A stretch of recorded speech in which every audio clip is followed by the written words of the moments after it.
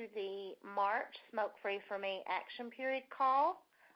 If you are having any trouble with logging in to the webinar or any issues with the call, just send me an email and I'll try to manage and help you with that. But I see a lot of folks logged in on the webinar and hear lots of people chiming in. So just a reminder that, again, to implement this program, we have a number of community partners, and several of those folks are joining us on the call today, so we welcome you. And if you have any questions or input, please feel free. As always, you will be able to chat in questions and or ask those through the call. We are going to also be doing some things with polling today, so I'll explain that a little later. It's very simple. You'll basically, there'll be a question come up and you'll be able to type in your responses. So we will have those come up momentarily. Just a quick run through of the agenda for today. We're going to have our first look at a full month of data. So we're going to look through those run charts, and this will be aggregate data, so it will be everybody together. I will be in follow-up email sending you your site-specific data, so you will get those probably tomorrow. We are also going to talk through some successes and challenges with these metrics, so please make sure you are participatory and jump in with experiences that you've had over the last month or so with implementing the program. And then we're going to go through a few reminders and wrap up. So I just wanted to do a quick roll call to see who we have on the call today. Do we have anyone on the call from Akron Children's Hospital?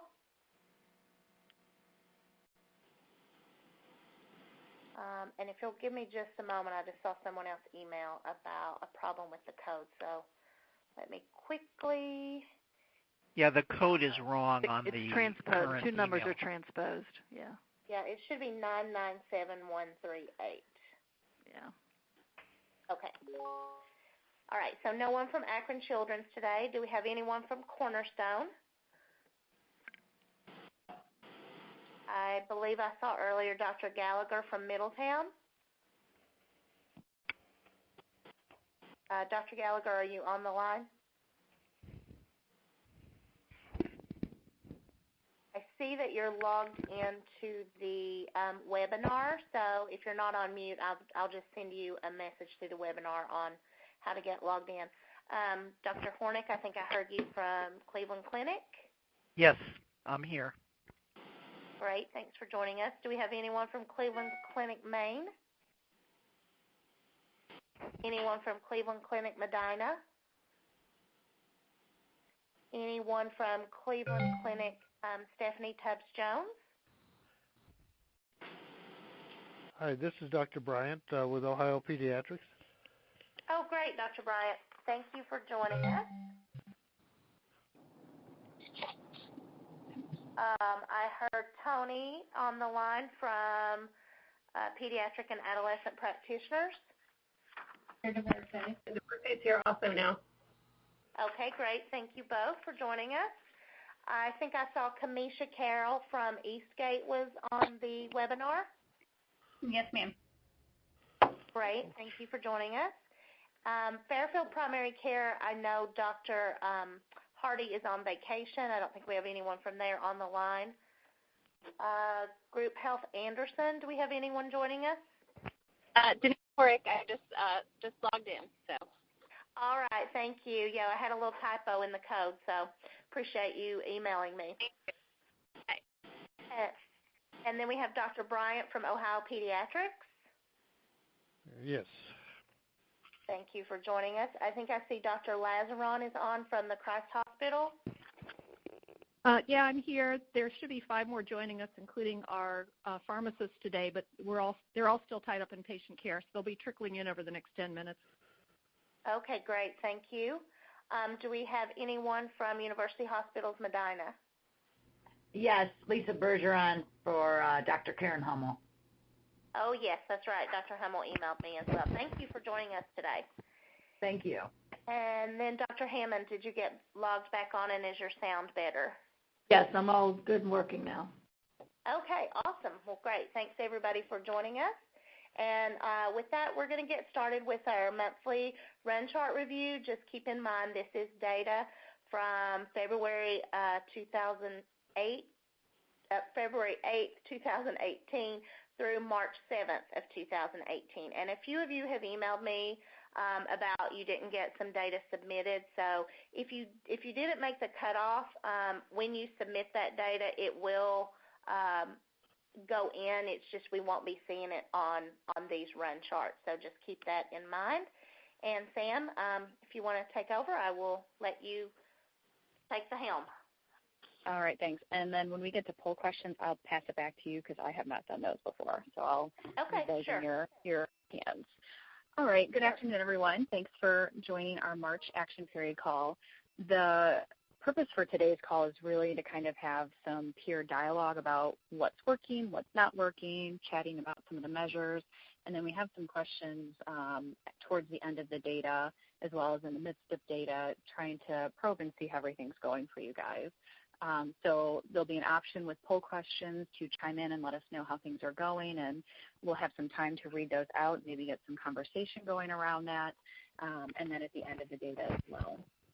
So really, this key driver diagram just honing where we currently are trying to get to over the course of this collaborative by the time it ends in October of 2018, looking at how we can really integrate the 5 A's counseling strategy into our intervention by screening for those caregivers and those that result with a positive screen, doing the 5 A's appropriately with them. For those caregivers that do screen positive and that are willing to quit, offering the Ohio Quit Line and how we can be successful at helping caregivers move towards taking that step. And then providing smoking cessation information and resources, not only to the caregivers that are at the well child visits, but others that are in the home. So the measures that we'll be presenting, we went in a little more depth last action period call about what you need to kind of check or circle on your provider tool sheet to get credit for these. If you have any questions, we can certainly discuss those, and we can pass out the slides from previous action period call that really highlights and calls out what counts to make sure that you're hitting the marks for each of these.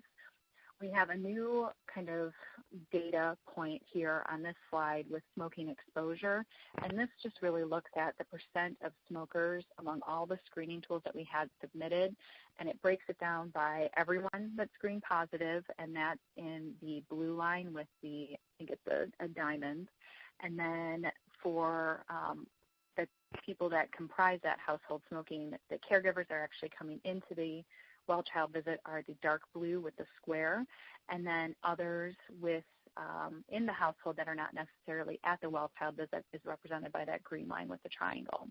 So we can see right around 20% of our screens are resulting in a positive someone is smoking within the household, and then we can see the breakdown. Just about half of those positive screens are the caregiver that's at the visit, and the other half then is, of course, those that are other individuals within the household. So one of the tasks that we're presented with here is this isn't necessarily something that happens at every single well child visit. So as we get a little further within this collaborative, as this comes up inconsistently, how can we consistently make sure that we are approaching and providing the same level of standardized care to all of our patients? So we'll see a little variation as we're kind of working out the kinks within our office flow and as you guys are seeing what works and doesn't work within your PDSA cycles. But given that about 20% or less of our patient population is screening positive, making sure we have some trusted processes in place so that anytime there's a positive screen, we're making sure to identify that person and then give the appropriate resources and plan of care for that individual.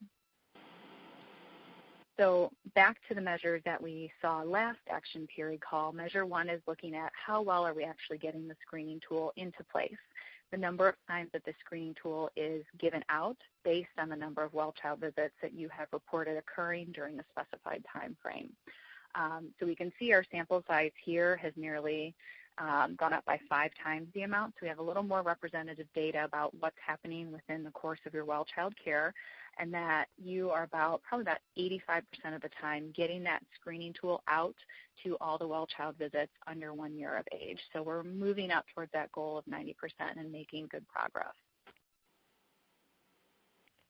And I think this next slide then is an aggregate of our people that screen positive for smoking and the proportion of caregivers who appropriately receive resources from the provider. So of that, about 1,050 screens that we had provided to families, just about 140 individuals are actually screening positive for smoking, and that we're giving resources about 65% of the time to those individuals.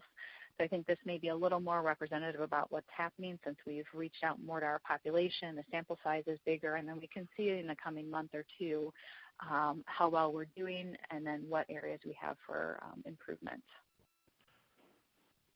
Okay, and then I'll pass it to Kristen so she can walk us through this first poll question.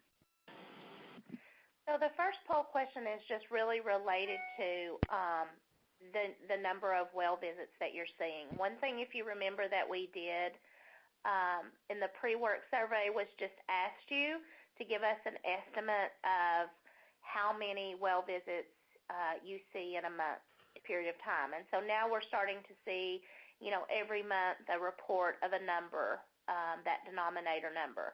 And so what we're wondering from this poll is, can you give us a better estimate of what your monthly well visit volume is?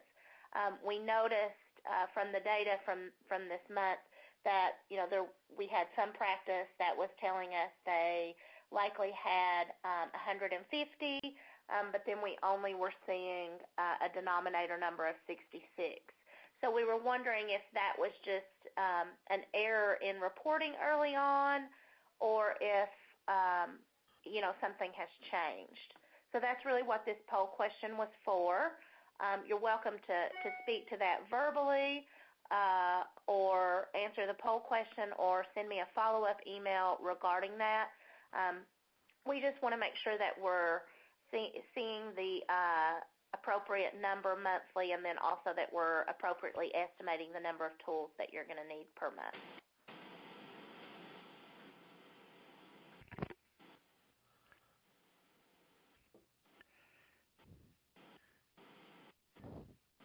And I just have a question. You mean the number of well visits of all ages, or just 0 to 1? Just the 0 to 1, just the ones that we're targeting for this project. Gotcha. That's what I thought. I just want to make sure. Yep. Kristen, I know that you've sent me kind of what the estimates are per practice and then what the first full month denominator.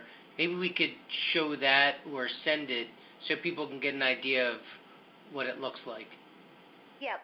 I will, in your follow-up emails where I include your site-specific run charts, I will send you the number. One thing that I've kind of wondered, I think sometimes when that pre-work number was gathered, it may have been sort of a total practice volume, and then some providers aren't doing this, so we may need to make some adjustments. So I will definitely follow up with that. Okay, I think we've gotten some responses, so we'll move on to the next slide.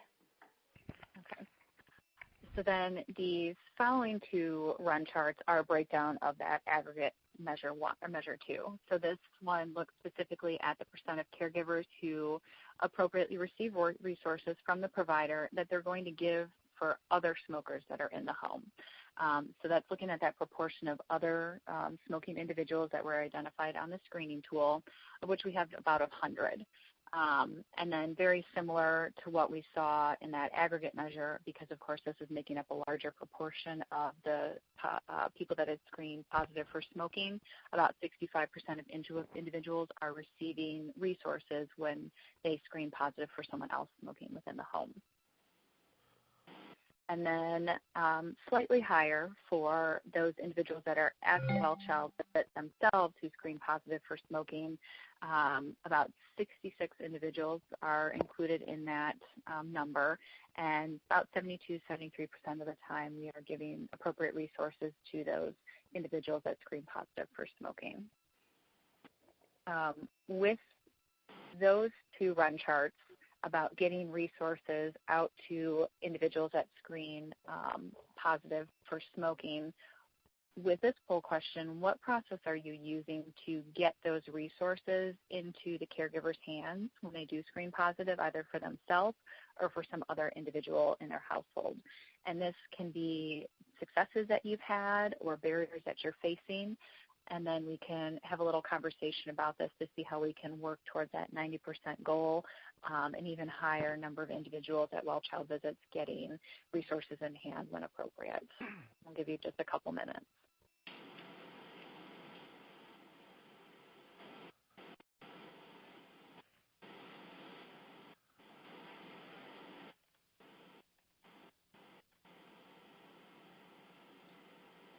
So one response that we've had so far is that the physicians are giving them to the parent who is attending the visit. Someone's saying, I personally give out the handouts that are necessary based on the answers to the questions. Providers have resources in their room and are directly handing them out while talking about it.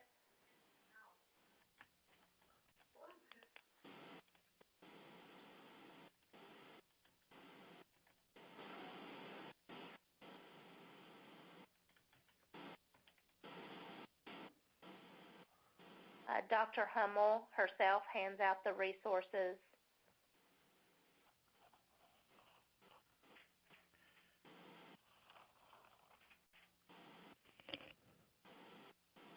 And then with these resources, is there a specific area that you're keeping them in, or someone that's tasked with replenishing the handouts when they do screen positive within the exam room or central nursing station?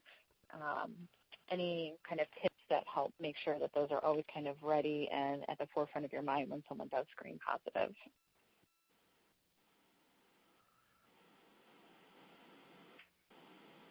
Again, it's looking from the responses, like most of the time it is the provider. The information is in the room and is giving information to the parent in the exam room. This answer, we have only been consistently getting resources to patients if doctors are getting them. There's too much variation in staff. Pharmacists are great, but they're not there every day. So in some situations, it may be that some of the patient care staff aren't necessarily the same staff in the office every day, and that rotates. And so if the provider is not doing it, that might be where it's falling through the cracks sometimes. Because it's looking, I know this is sort of our first month of run charts, but we're seeing the screenings done almost at goal, but then we're a little lower down on getting resources into hand. So we're sort of trying to figure out and troubleshoot what barriers or what some things might be getting in the way of that might be.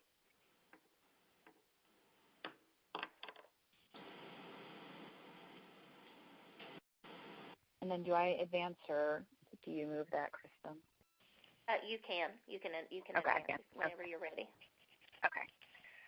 And we will have time as we're kind of going through these, and maybe as you're sitting and thinking about some of the poll questions, to address some other areas, specifically that item around staff turnover or inconsistency in staff, so that this doesn't necessarily lay on the shoulders of one provider. Figuring out how we can consistently do that, or work as a more team approach to help this make sure that we're getting those resources into the hands of families. So then this chart here is looking specifically at the caregiver who smokes, who is attending that well child visit, and whether they are receiving the 5 A's plan to quit. So that's those 66 individuals who have come to the well child visits, and 50% of the time we are doing the comprehensive 5A approach with those individuals. And to refresh your mind, and I put this slide in here because this measure is performing a little lower than the other ones, to highlight what items need to be checked to say that the 5As had occurred. I know that there's a question at the bottom that asks, did you do this or do the 5As with the family or that caregiver? That's kind of a double check in place, but there are 3-prong items that need to be met to say that this occurred. So should the MD discuss caregiver smoking and vaping, and of course this person has screened positive by either question 10, that they do this within or outside of the baby's home, and have noted the number of smoking encounters that they have done. And then the provider side is looking at whether the MD has discussed caregiver smoking and selecting yes, giving those resources to that caregiver. And then the final part, the family can either accept or decline, but you're still offering the referral to the quit line. So walking through those 3 components after we've screened and assessed to complete the 5A plan. And considering that we're having just a little bit of trouble with the smoking resource packet being handed out, if that may be one of the reasons why this may not be occurring as consistently, but we do have a poll question to kind of follow up on this about what have been some of the barriers to completing the 5As during your well-child checks. And we'll give you a couple moments to jot down your responses to that.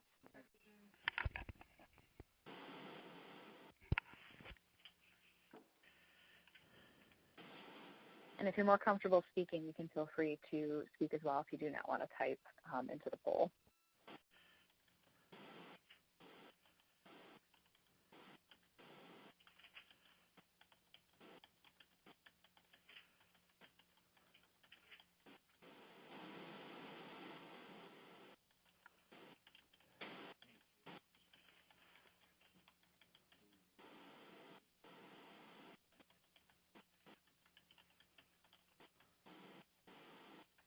So I see within the chat box that a provider is struggling with how to do the quit line referrals. Is there a form and where that may be and where that would be faxed? And Kristen, if you wanted to highlight that component, and then I'll look through some of the other poll responses that are coming in. Sure.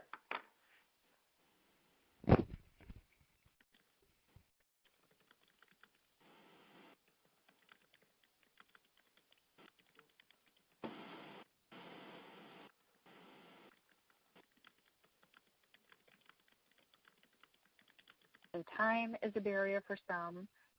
Someone said it feels cumbersome with everything else that you need to discuss. Time and parents being receptive, time, too much paperwork for the well child visits, not getting surveys completed before the provider comes in. Sometimes the caregiver isn't interested or too busy to listen. I've been able to get it out to all age group appropriate babies and parents. And my screen cuts off. I'm not able to see the full response there, Kristen. You just have to kind of scroll over. That sometimes I feels scroll over. cumbersome. Go ahead. Time. So it seems like time's the biggest and most common theme that's coming across with completing the 5As during that well child check. And that's something that hopefully we can help to address in our future calls, and how we can work to streamline, make things more efficient. I think certainly one of the barriers to having the time and then being able to discuss it as a family, actually having the tool completed prior to the provider coming in, and maybe figuring out the best way to distribute and have time for the family to complete that tool. Anything else that people would like to contribute to this?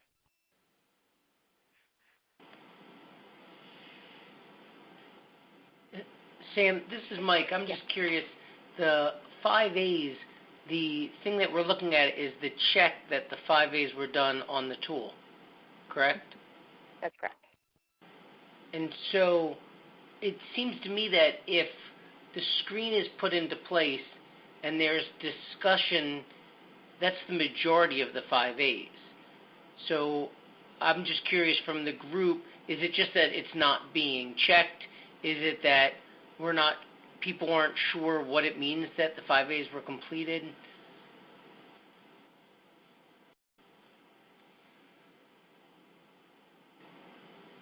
Any thoughts from the providers that are on the call?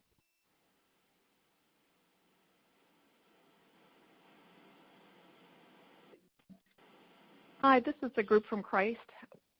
We find a bunch of our providers are still confused about when we put yes and no in that 5 steps completed. Like there should be a box that says not applicable.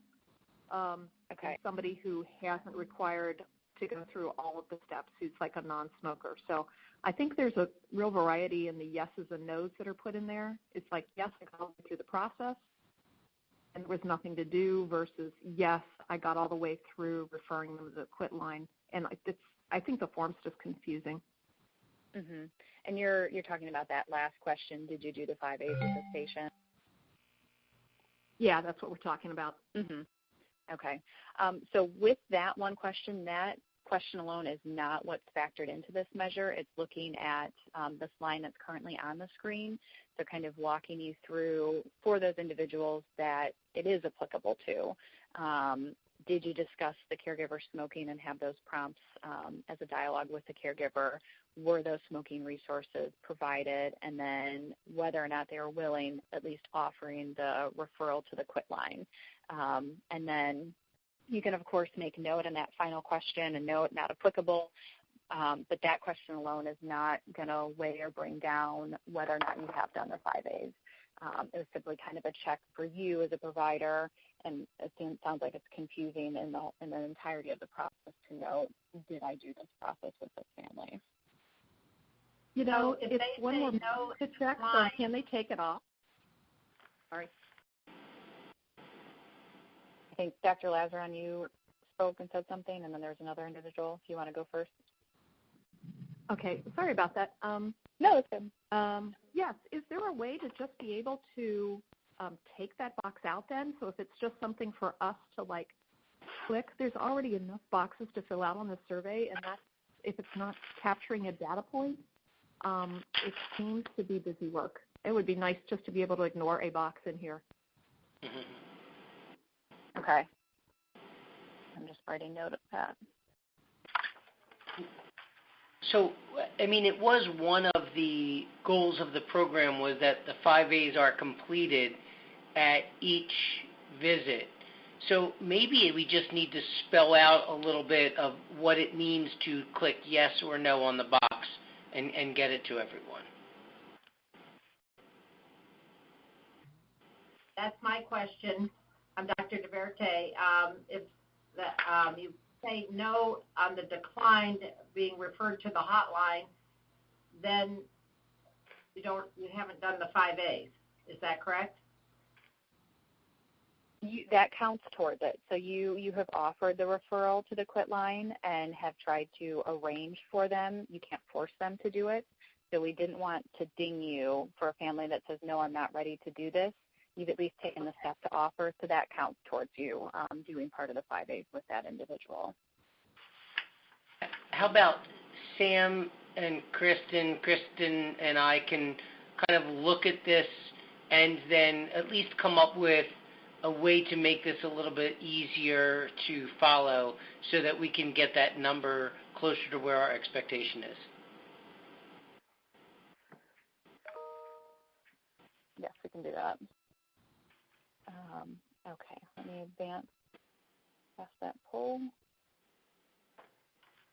Okay, and then measure 4 is kind of specifically that item we were just talking about with referrals to the quit line. So just that specific part of the process, those who indicated a 2 or above unwillingness, if they were actually referred. And this, I believe, does not take into account those that decline. This is solely the number that, yes, I am going to go and have you pass my information on to the quit line. So this is a little out of our control in terms of we can't make individuals go to the quit line, and just gives us an indication for the number of caregivers who are at that point and we feel should be referred if they're going to take that next step and move forward. we, of course, want to have all individuals go there, but again, behavior change, self-motivation, and those different components of modifying behavior are something that we can work on with the families as we progress through this. In terms of the process of getting referrals to the quit line, we did have one question that already came in about, how to do this and where is this form and where to fax.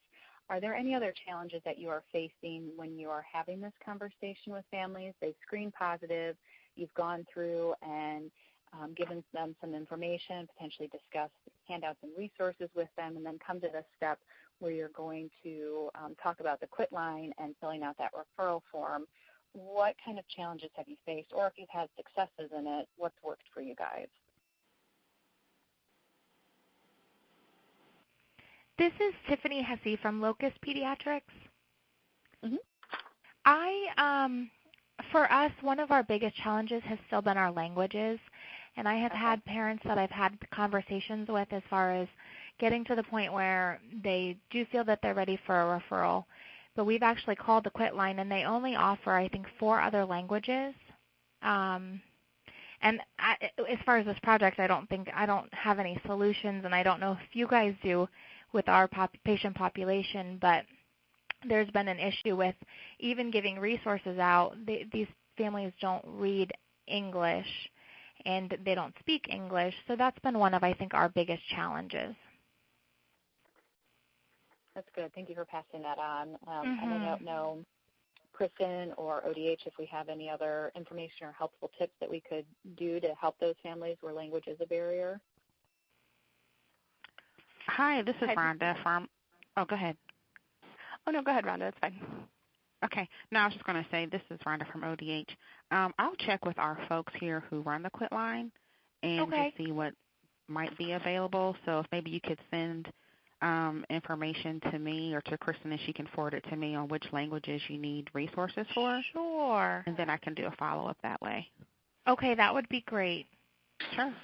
Thank you. And absolutely. Kristen from DRC, I was just going to say that we did send out a request or an inquiry to the Ohio State Medical Center translation office to see if they could translate some of the forms into the requested languages. And as far as I know, we haven't heard back, but I will have to follow up with our project PI, Allison, who wasn't able to join the call today. So I can get back to Ohio AAP with that information so they can pass it on to you.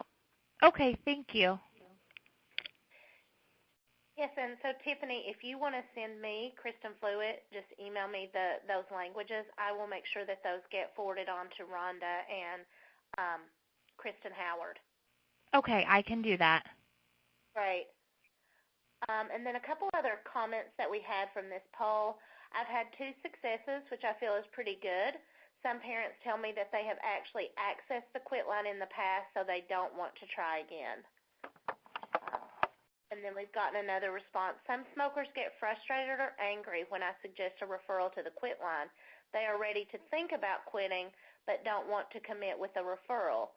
It is a bigger step for them to take.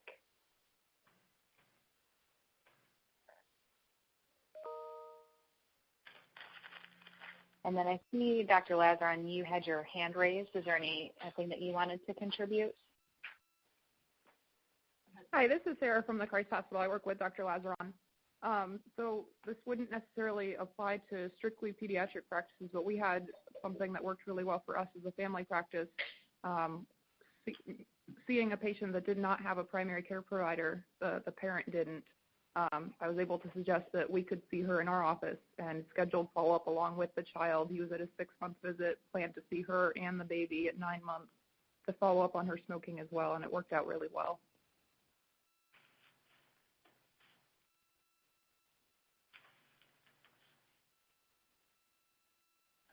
That's great. Thank you for sharing that. Anything else from other practices on the line? Sam, this is Kristen at GRC.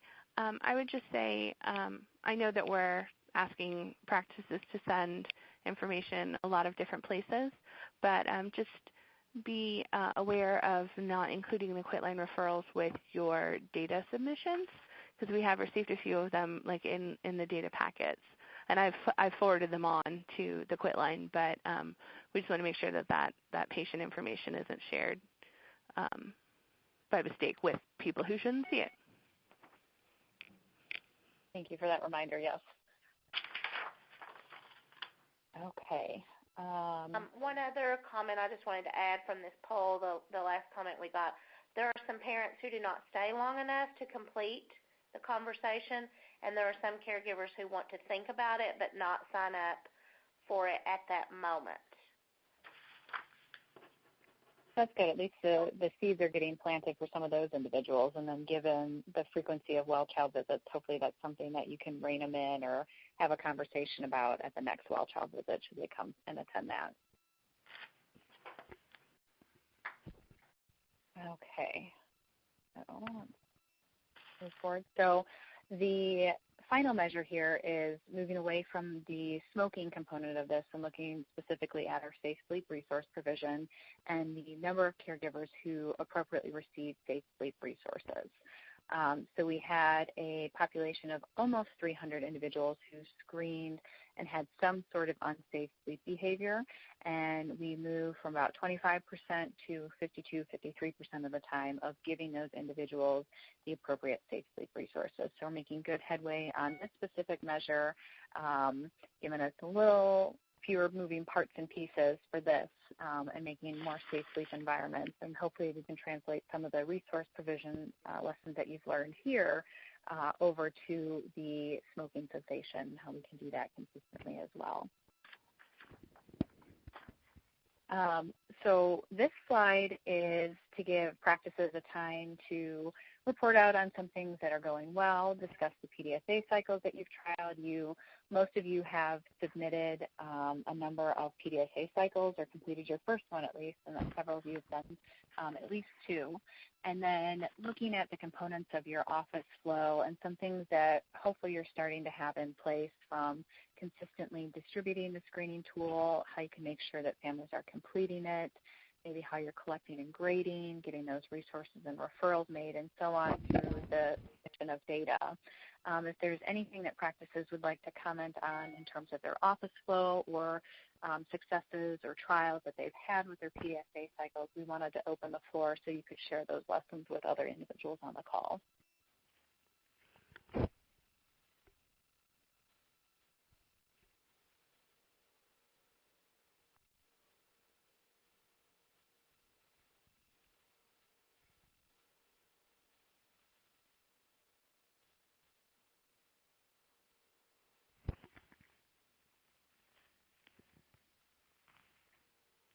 Anyone that would like to share?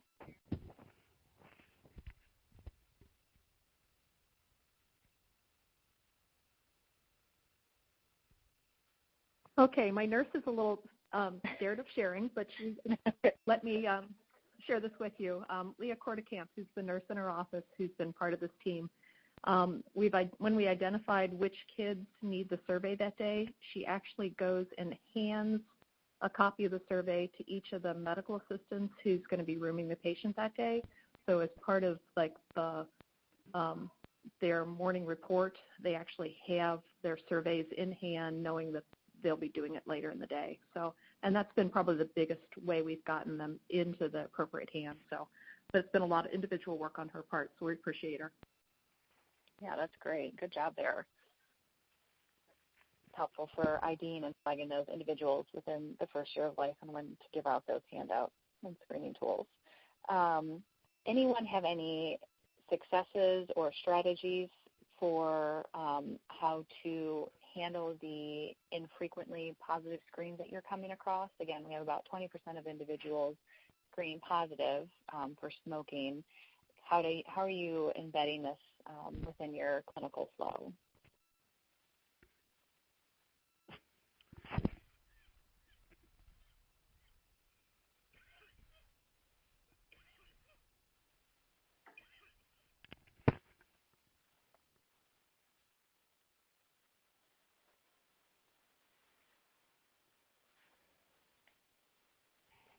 And if you don't want to speak up, you can certainly type in the chat box.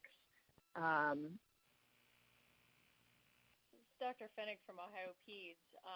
I'm finding it helpful to look at their trials of having tried to quit in the past and the information from our seminar in Columbus about how those people have been shown in research to eventually be able to quit, and that seems to be a positive way of encouraging families. Great. Anyone else? Dr. Fennick, this is Kristen. I was just wondering, do you ever find that that provides an opportunity for reframing it so that someone may come in sort of being discouraged, like, I've tried this so many times and it's not worked, and then your reframe is actually that's a positive to say that a lot of times you do try more than one time, but each one of those attempts is moving you along the road to quitting? Yes, that's exactly how has left. Be well received. Yeah.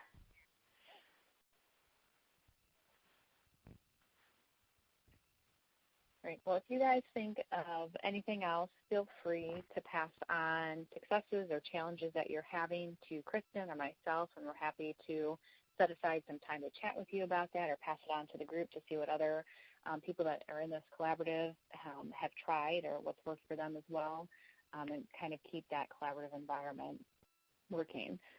The next slide is just a reminder about your PDSA cycles and how we can progress through that. Your first one was due March 7th, and kind of figuring out how to get some resources out to families. We kind of staged that as a potential topic. If you haven't provided to that first PDSA cycle to us, or if you need help completing it, feel free again to reach out to us, and we're happy to take some time and walk through the PDSA cycle with you.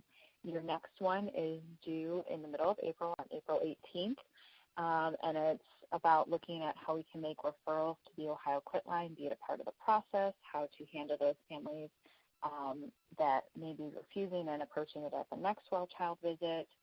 Time and efficiency, that was one of the items that was mentioned as a big barrier to this. Hopefully we can have some good conversations and topics around that to see what we can do on the next call and share some of the lessons that we've learned. And then your final PDSA cycle will be due a couple months out on June 20th as we get a little further into this and how we can really help gauge and move people through the behavior change process. And then I will open it up for any other questions or comments about any component of this collaborative or the data or PDSA cycles that you have at this time. We're happy to answer those.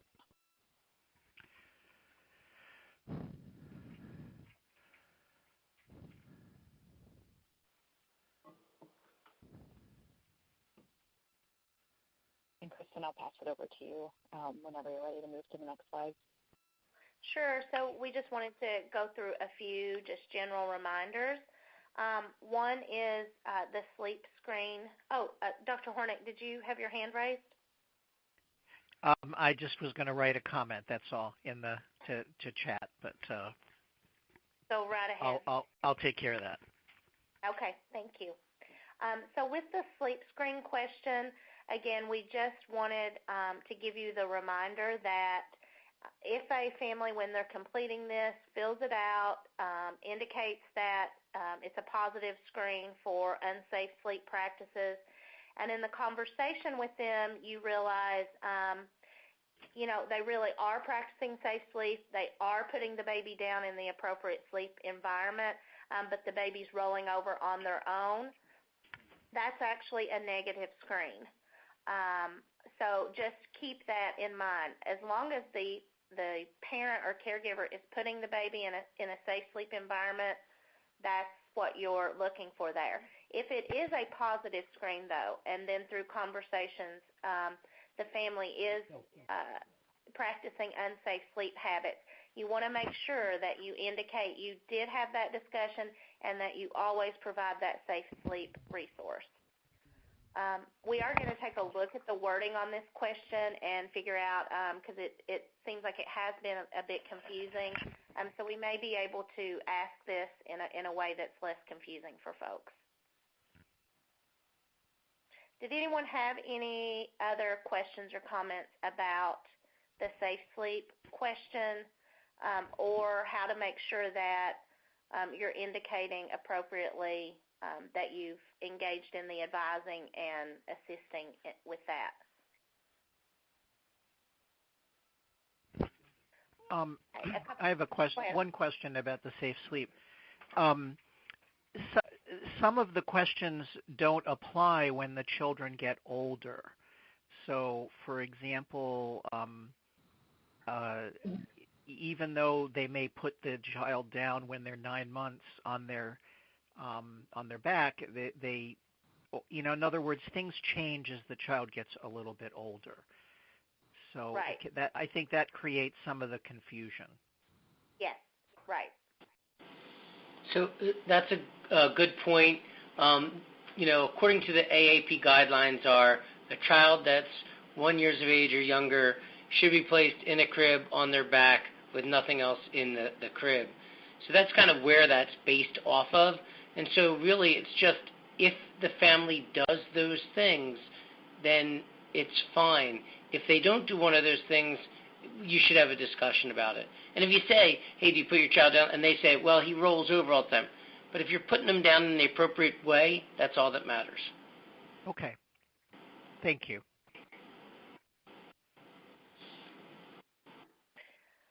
Just some other general reminders. Again, make sure that all the pages are complete, and don't forget to complete that provider data sheet that's kind of on the very back, and that you are scanning and faxing all pages when you're submitting your data. As we've talked about just in this first sort of month of run charts, think about your workflows for making that referral to Quitline and what kind of some of the barriers or things might be getting in the way, and then try to problem solve or reach out to us and we can talk through what some of the barriers may be. Same thing for faxing and scanning data. Some of you, I think, have gotten into a really good system and kind of have that down. Some, there may have been some challenges along the way because I know that sometimes faxing or scanning weekly is a bit of a struggle. So again, just thinking about or brainstorming what are some ideas or ways to get that done. And again, we are here to help with that, help you with brainstorming or ideas. And as are other practices. Sometimes we can learn from what's been successful in some of the other practices. We are going to be contacting folks, some of you, for site visits, so please look for those emails from me and let me know kind of days and times that would work. And more screening tools are supposed to be being shipped out today. I usually start that process around the middle of the month to request those and get those out. I'm going to actually back that up to the 10th of the month so that we make sure we get those to you within plenty of time. And in my follow-up email, I am just going to provide you with that estimated number you gave us during pre-work and kind of what the denominator is we're seeing, and then just ask you to see if we should tweak that number a bit. Kristen Howard from GRC, were there any other data submission reminders or things that you wanted to mention before I move on to the next slide? The only thing, and you may cover this as well, but the only thing I would recommend is just make sure that you're filling in on the cover sheet the number of well-child visits. Even if it's the same as the number of forms you're sending in, that needs to be filled in for the data purposes. Also, if you locate forms from the previous week, you can just include them in the following week. You don't need to send them as a separate submission. Most of the time we enter them in real time and enter the information from the cover sheet in real time. So when we get additional forms from a previous week to be added, we have to go back and edit things, and it's easier just to include it in the next week. So that's not a problem. It's still going to all go in to the data in the same way, but you don't need to feel like you need to amend previous weeks, if that makes sense. Yes, thank you. Just a reminder, and you will be getting a calendar invite for this. I'll try to make sure I get the numbers correct on the code.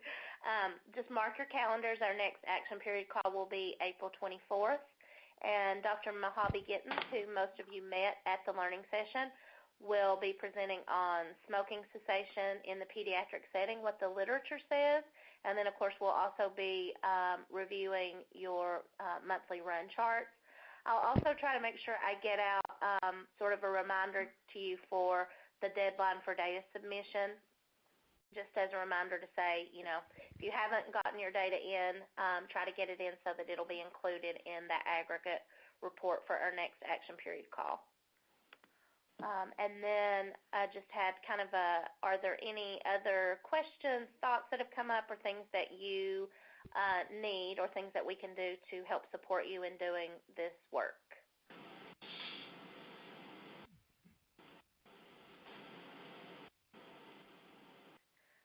Okay, if not, just a couple of other reminders. We are, the Ohio AAP and the Ohio Department of Health are sponsoring an adolescent health webinar series. So we'd love you to spread the word about this for yourself or any other of your colleagues. The first webinar is recorded and online, ready to view, and the second one is coming up on April 12th. I'll include the registration link in the follow-up email to you. And then our third webinar in that series will be on May 10th. So please join us if you can and spread the word. Also, we have our spring education meeting coming up on April 20th. We actually would love to have some of you join us for that because we are going to be talking about SIDS and smoking, and would love to for you to speak about the work that you've been doing. Again, I'll make sure that I include this so you can read it better and have the registration link. We'd love to have you join us on April 20th in Dublin. And so unless there are other comments or questions, I think we can wrap up a few minutes early today. Did anyone have anything else?